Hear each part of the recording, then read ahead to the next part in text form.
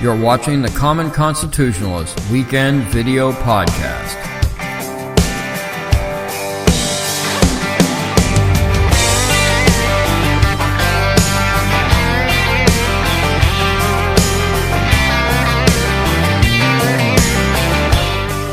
Hey there, this is Brent Smith, and welcome again to another weekend edition of the Common Constitutionalist Video Podcast. And today, I've got one topic, I think, as far as I know, and it's going to be all about equity. So that's what we're going to talk about today. Equity.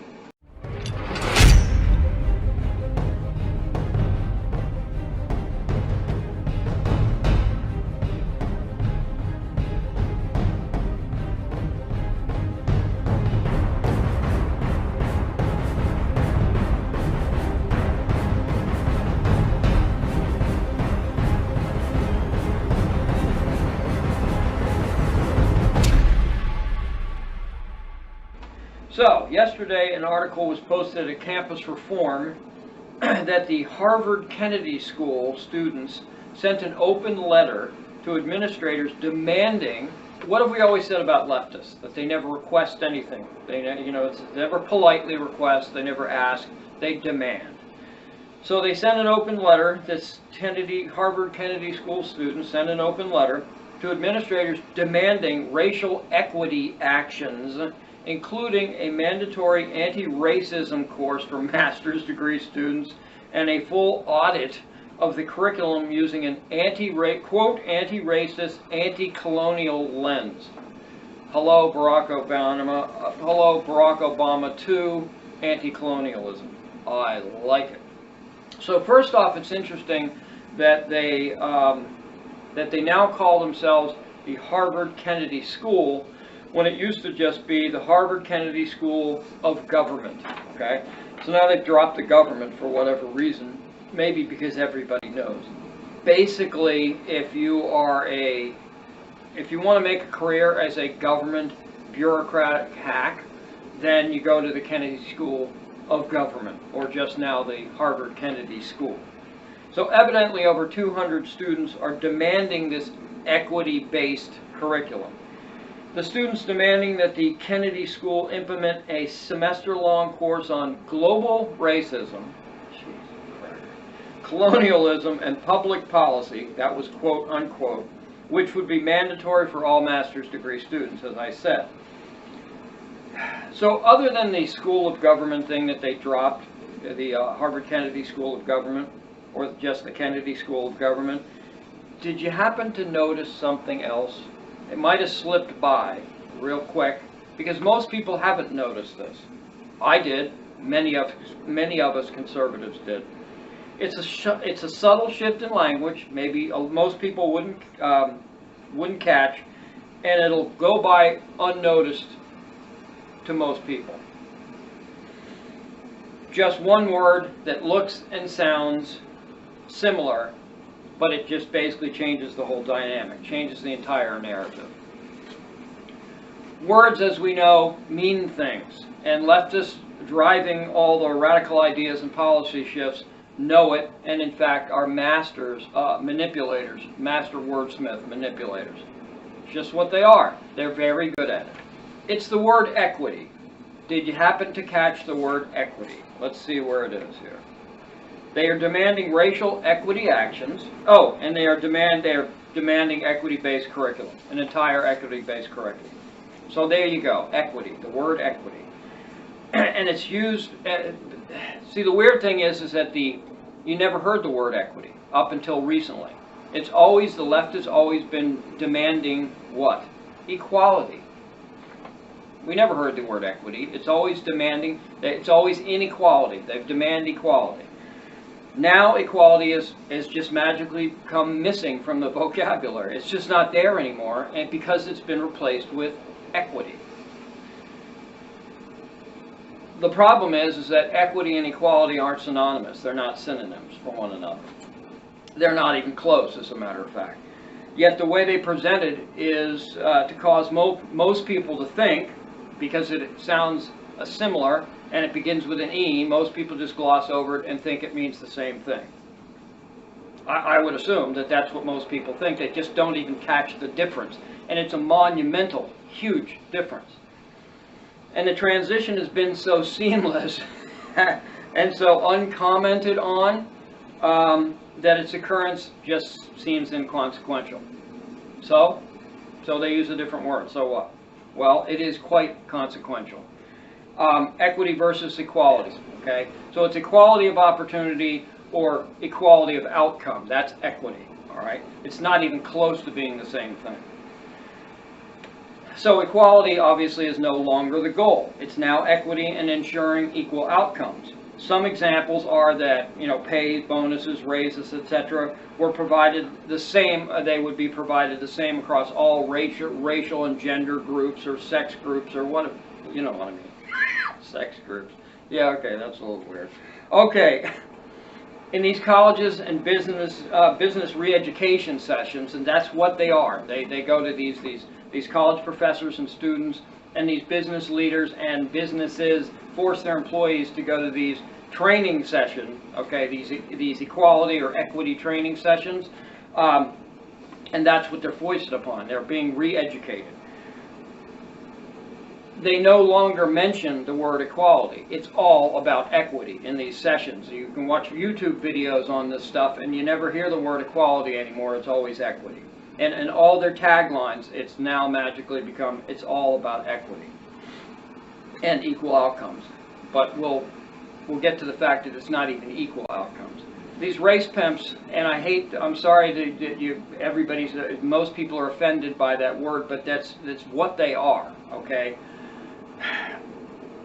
They get up there in front of these people these white, woke, guilty white leftists, and they sit them down and they yell at them and they blame them for everything, and they ask them or demand that they atone, and they never ask them anything. They demand for their that they whiteys atone for their sins. What's their sin? For no fault of their own, they were born white. So you're automatically, obviously, a racist, and because you were born white, and so that's the sin of racism, and that is inequitable, and we need to fix that. That's the way it works. Okay. But when you look further, you'll find that this is an impossibility. No matter what whitey does, okay, it will never be enough. It just isn't going to be enough. If we think it's going to be enough, if you think you're woken up, you'll never be woken up. I'm sorry, you white liberals, guilty white liberals, the people that hate their whiteness for whatever reason. You're never going to be woken up. It's never going to be good enough. You'll never be able to atone for the ultimate sin of just being born white. You'll never achieve the unattainable, and that's the whole point, being free from racism. By virtue of your skin color, like I said, you have been and always will be a racist. It's just that simple. There's no sugarcoating at this point. And upon further study, you'll find that even equity has been redefined. Okay, equity is supposed to be the equal outcome. Okay, that's what it's supposed to do, as opposed to equal opportunity, equality, equal outcome, equity. But that's even been defined. It's no longer the simple pursuit of equal outcomes. It's the pursuit of what is unattainable. Okay? It doesn't make any difference whether every person on the planet was equal. They would still have a problem with whitey, because they just have a problem. They're so invested in this race stuff that these people that are driving this ship, they won't be able to get over it. And they see the advantage of not being able to get over it. And they see the advantage of something that's wholly unattainable, because if it's unattainable, you can work and work and work to it, and you'll never achieve a goal. You'll never achieve that ultimate goal.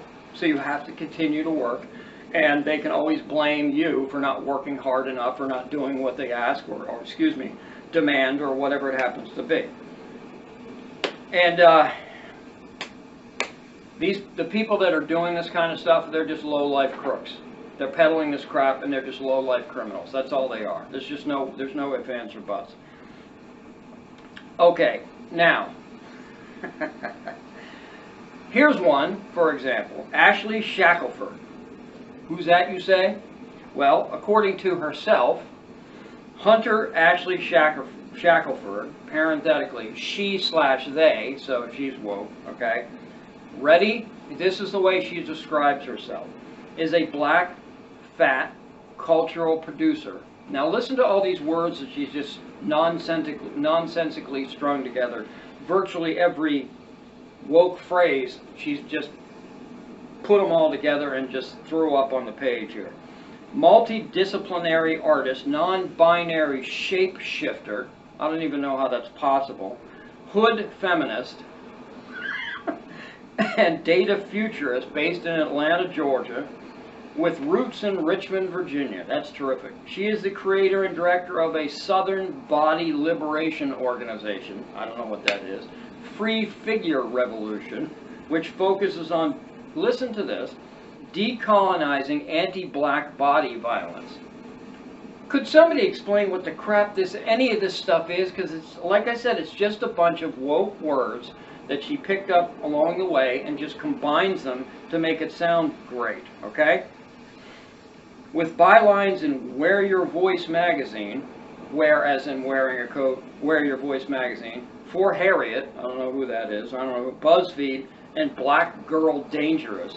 Ashley illustrates the relationship between blackness, fatness, desire, queerness, Afro-technology, and pop culture, and popular culture.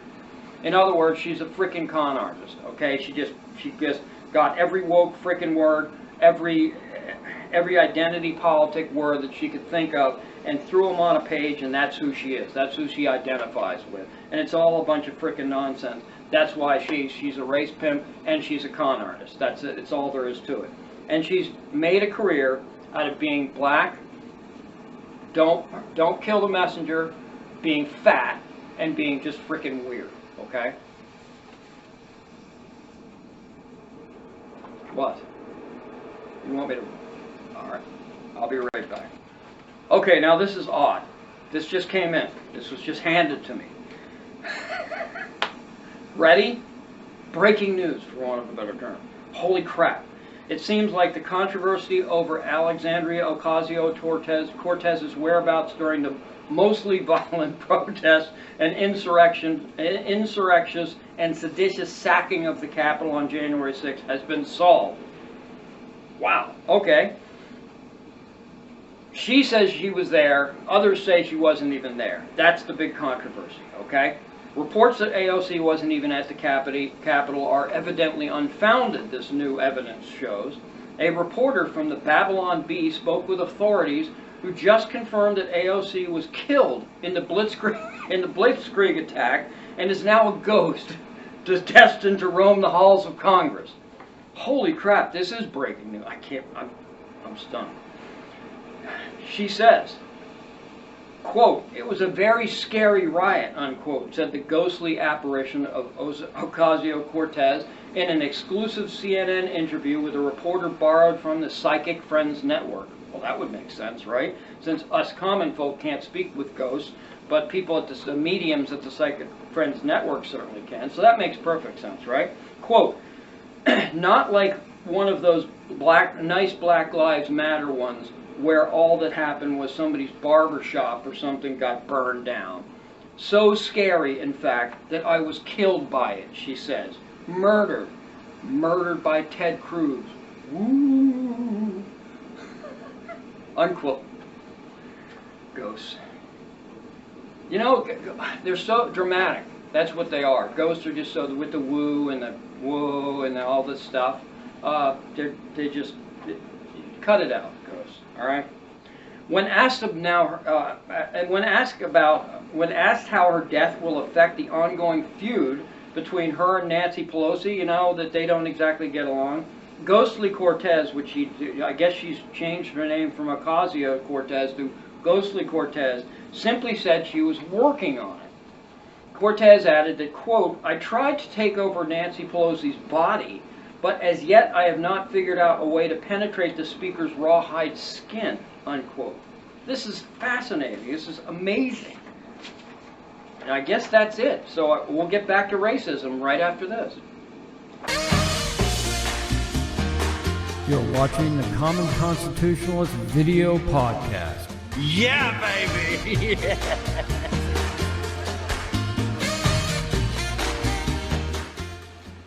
Okay, well, I'm glad that Alexandra Ghostly Cortez is okay. I guess if, she's a ghost, but I guess she's okay, right? She didn't say how she was killed, just that she was killed. Maybe the ghosts don't understand how they got, I don't know, whatever. Back to racism. At a training session by the Shackelford lady, I think it was last summer or this past fall, here's what Shackelford preached at a bunch of mindless leftist crackers, okay? They were all white. A lot of them were older women, which leads me to believe that they were either academics or something like that, okay? Woke academics or maybe government employees or something like that. I don't know. But most were adult. I didn't see any teens or anything like that, okay? And it seemed like most of them were women. Shackelford. Quote, all white people are racist, unquote, Shackelford said. Quote, so I put this up because I really want any white person in the room to know up front that this is what we are dealing with. That it's not going to be this coddling of white tears, her lecture, okay?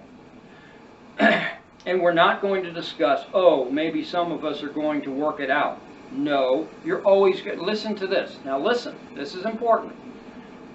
She says, no, you're always going to be racist, actually, unquote.